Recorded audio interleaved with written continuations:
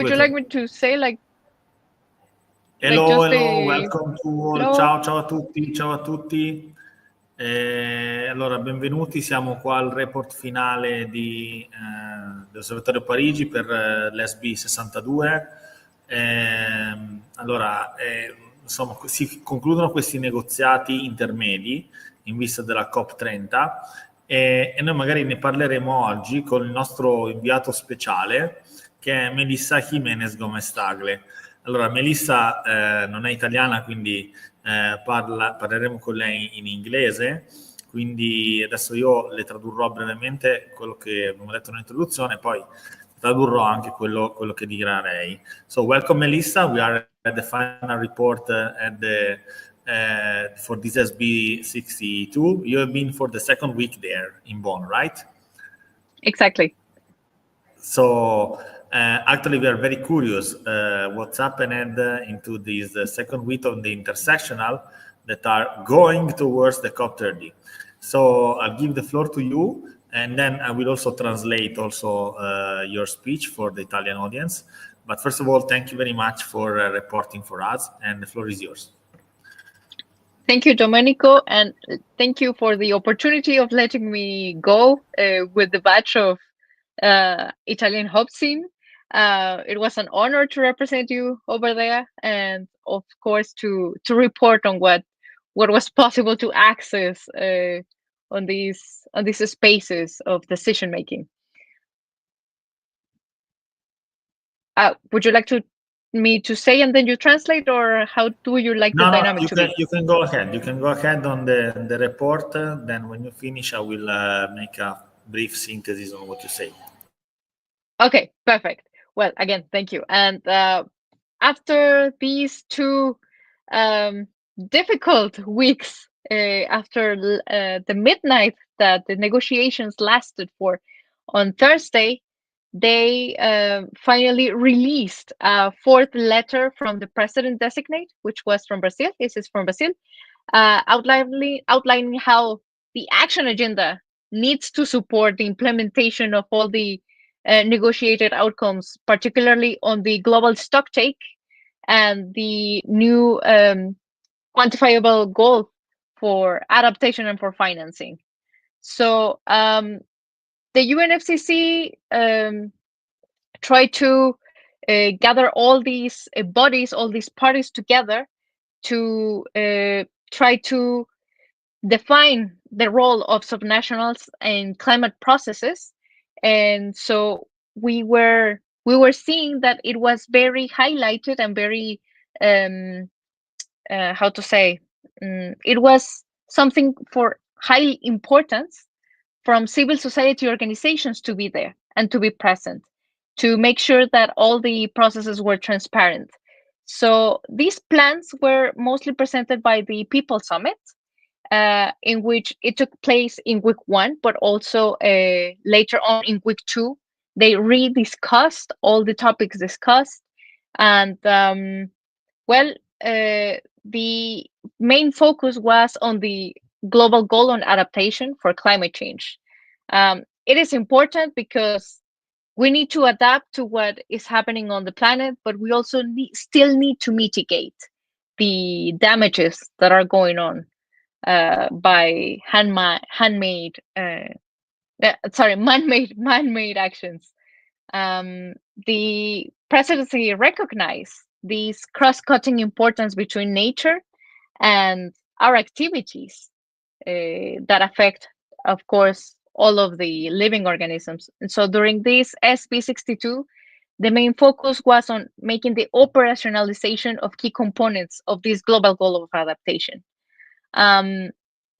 They focused on adaptation of communications, how to communicate the climate crisis, how to get it communicated broader to all the audiences.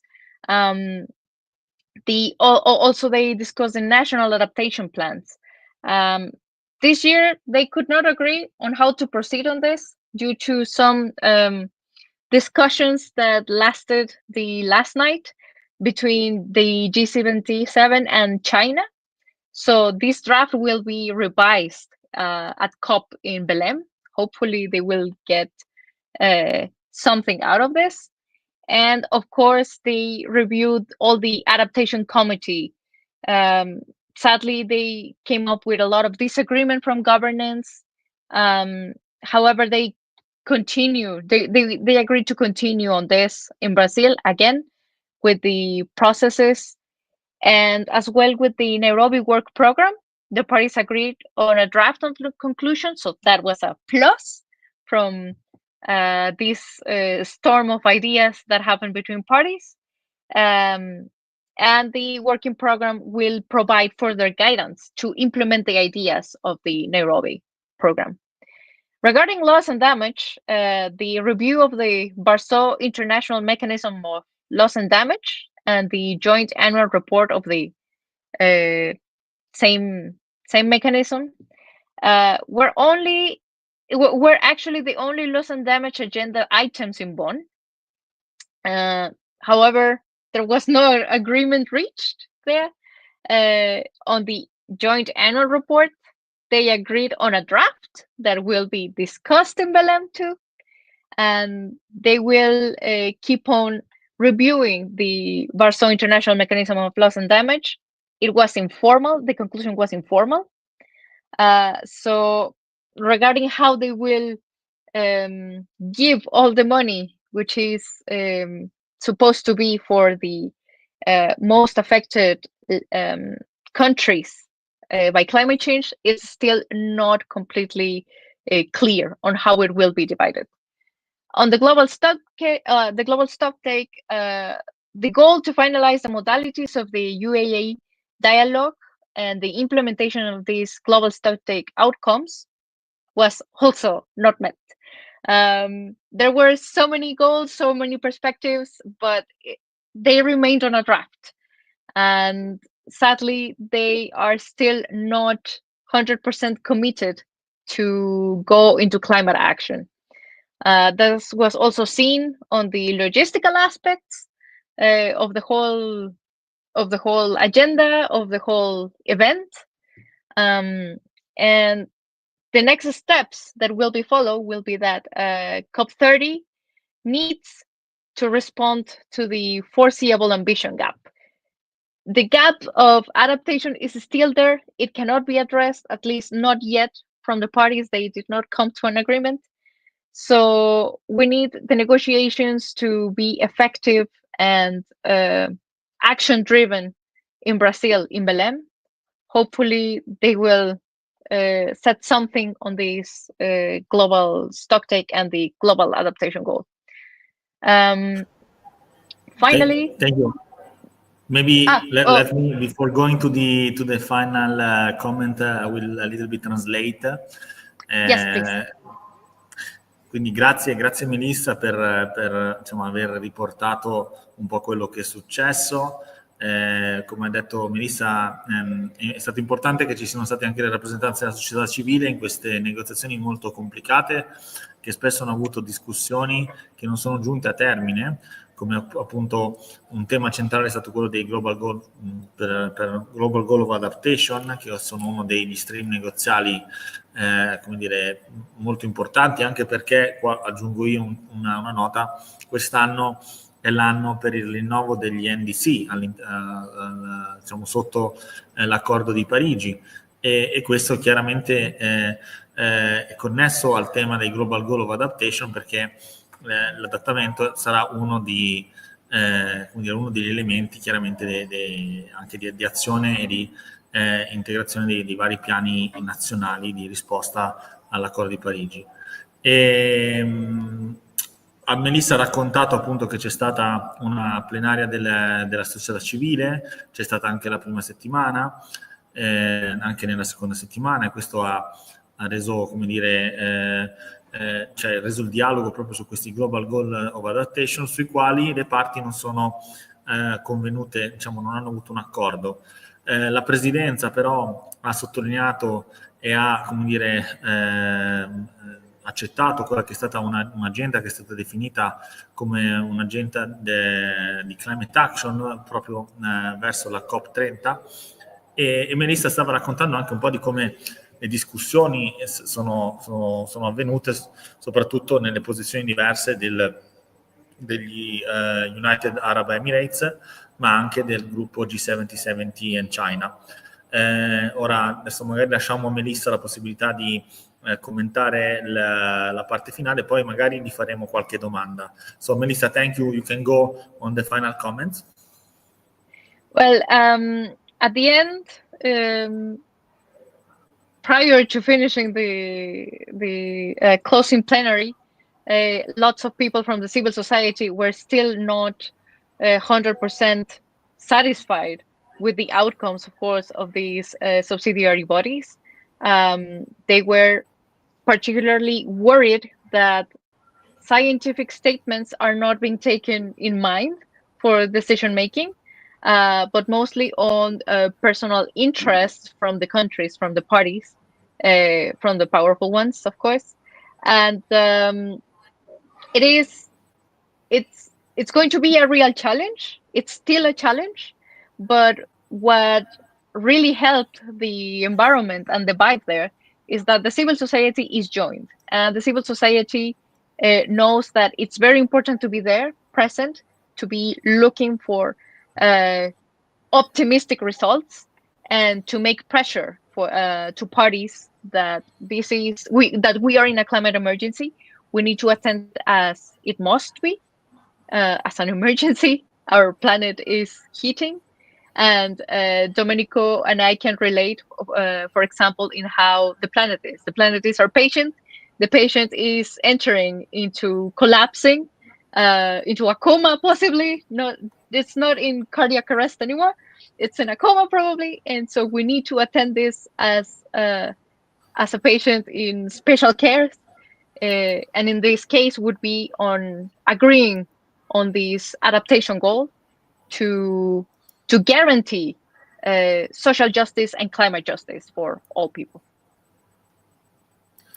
Grazie Melissa, thank you very much. I will translate. Melissa ha raccontato di come in realtà l'accordo finale di questo SB non ha trovato la soddisfazione di molti operatori della società civile che hanno commentato e sottolineato il fatto di come non siano state tenute in conto le raccomandazioni della scienza. Ricordo, e qua Melissa faccio un affondo, che l'IPCC ha fatto diversi eventi in questi SBs, in cui anche Melissa ne è stata protagonista. Poi magari chiederemo qualche ragguaglio rispetto a questo evento. E dicevamo appunto l'accordo finale non è stato soddisfacente e la società civile è molto preoccupata anche per il fatto che le decisioni siano state molto prese anche sulla base di quelli che sono stati gli interessi personali delle parti o comunque particolari delle parti, non guardando chiaramente l'obiettivo finale, che è una cooperazione in risposta alla crisi climatica, che è un po' anche il senso dell'accordo di Parigi. In questo senso un po' facciamo una sottolineatura.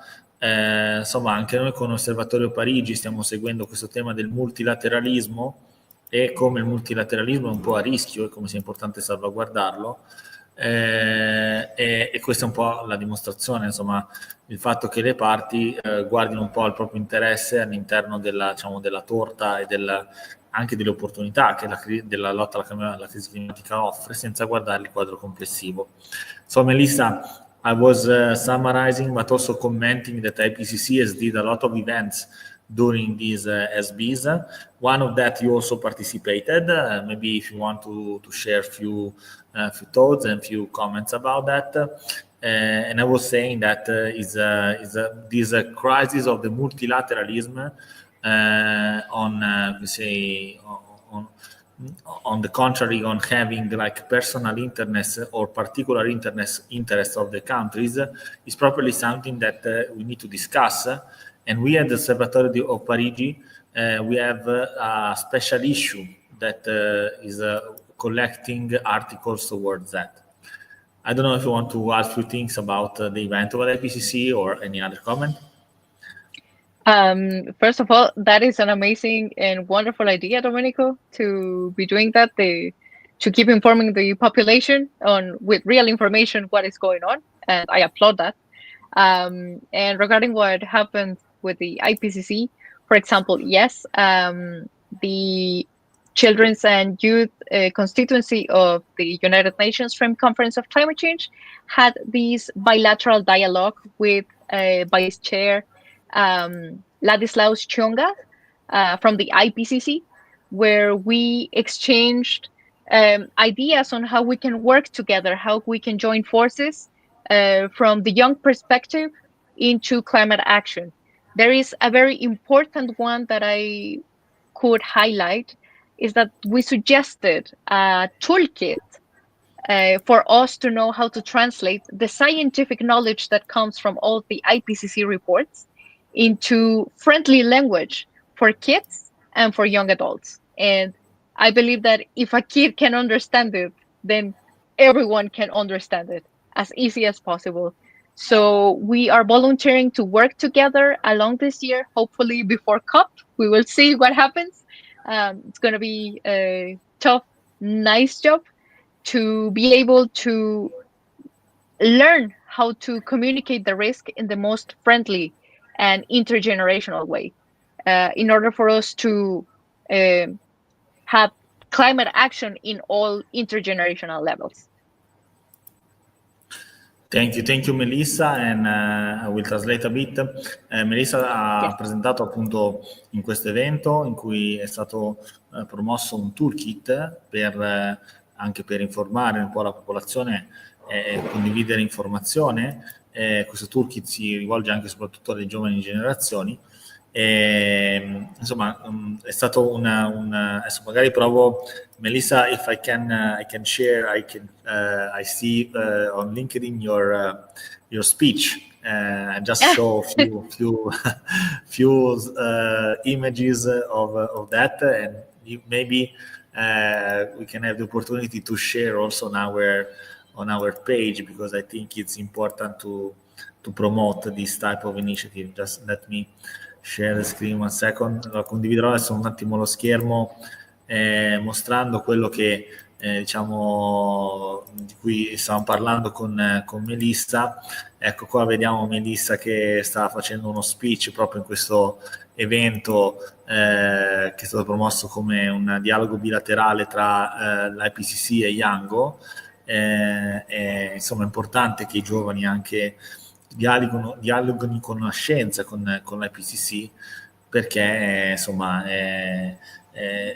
grazie a questo dialogo, che è anche parte del dialogo intergenerazionale, insomma si costruisce quello che è il futuro dell'azione climatica. Ok, I think Melissa, we have to thank you very much for being our special envoy for this second week of the SBs. Grazie molte a Melissa per essere stata il nostro inviato speciale in questo SB della seconda settimana. And now we have to see at COP. So the next step is in Brazil, is right? Exactly. We will see now in one of the biggest lungs of the planet if we will be able to have real climate action, to breathe climate action in between nature, in between nationalities. Let's have hope. Let's have eco hope on a good agreement, and of course, hope that the parties will take action and everybody will take action, which is the most important. Not to just leave it in documents, but actually translate it into real visible actions. And thank you, Domenico, once again for letting me represent you and communicate the science. No, thank you to you for being such a great representative of our community. No, grazie a te Melissa per essere stata così una rappresentante, come dire, di valore del nostro osservatorio di Hubs in Italia. Melissa ha ricordato appunto che ci ritroveremo alla COP in Amazzonia, praticamente in uno dei più grandi polmoni della Terra, e sarà un momento importante. Torneremo dopo 30 anni in Brasile, dove tutto è nato, dove la prima COP, dove l'Earth Summit è avvenuto, quindi in Brasile. Grazie quindi Melissa, grazie a tutti quelli che ci hanno seguito. Vi ricordiamo che poi pubblicheremo anche un commento finale su questi ASBIS sul nostro blog dell'osservatorio. Detto ciò, buona serata e grazie ancora. Hi Melissa, thank you very much. Have a nice evening. Prego. Ciao, ciao. Ciao.